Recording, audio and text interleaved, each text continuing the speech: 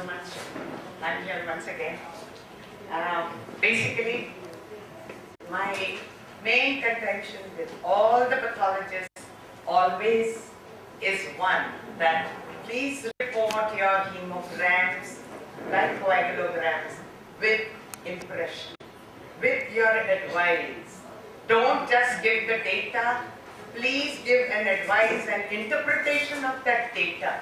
I don't expect this from the clinicians. So when Dr. Poddar told me, you talk about interpretation of the electronic cell counted data, and a lot of clinicians will be there. I said, I agree. But if a clinician sees that graph, it should have been interpreted by the lab which has released that graph. He should not be spending time in looking at the graph. He should be taking more care of the patient, and it is for us to work like consultants. Give an opinion on your hemograms, which is very, very important. And I always insist that hemogram being the first test, simplest, cheapest, and the maximum amount of information can be given. Please interpret your data and then hand over the report to the clinicians. Coming to the anemia, definition is that a normal concentration of hemoglobin, please pay attention for that age and sex.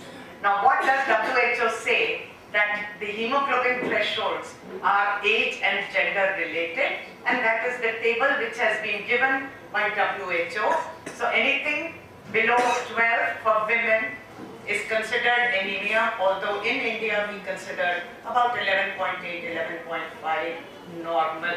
But that is the world data of this thing. Neonates is again a very different population, and we must remember that to define normal hematologic values is becoming a major problem for all over the world laboratories, because nobody wants to take their normal baby for testing.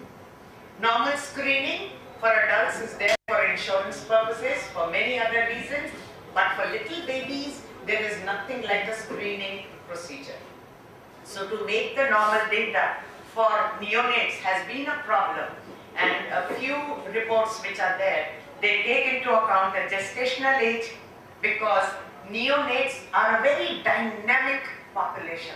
Right from day 1, day 5, day 7, day 14, the whole thing changes. As I will just show you quickly how gestational age in hours, specific illness, and level of support needed, and method and site of sampling all affect the normal hematological parameters. Look at this. This is term baby. Anything below that, more the premature, less is the hemoglobin, which is maximum after the 24 weeks, stays like that till term. But look at the MCV. The more immature the baby, the higher is the MCV, which still stays high. We may know that all neonates have macrocytic red cells. Their size larger than the normal adults, but that is their normal.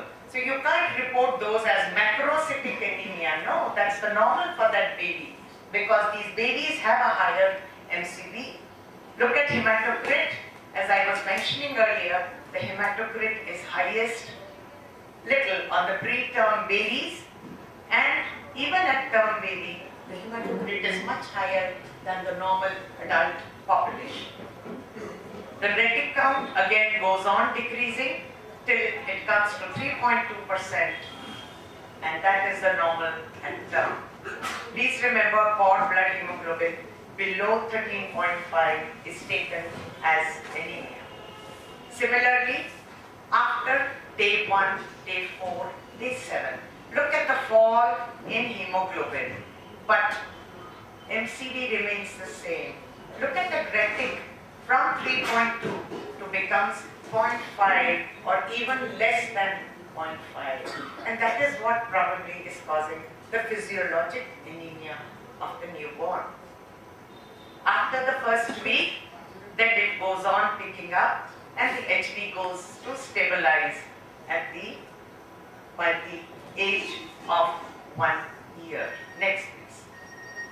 Whenever we are analyzing a case of anemia, as usual, we are interested in the history. How quick has been the onset of anemia? Is it acute or chronic?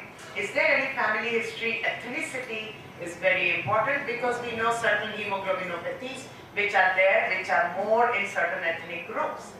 Is there any history of autoimmune disease? Any infections or recent blood transfusion, exposure to drugs and toxins, and presence of cardiac prosthesis? Very important. On the clinical side, we also would like to see how much is the pallor, jaundice, is it present, because that may point towards different reasons for anemia. Knuckle pigmentation, we know, is very, very characteristic feature and usually seen in patients of megaloblastic anemias. Splenomegaly, hepatomegaly, and lymphadenopathies point usually towards a secondary cause, and they have to be seen individually separate. Gallstones, leg ulcers, all these things are actually pointing towards some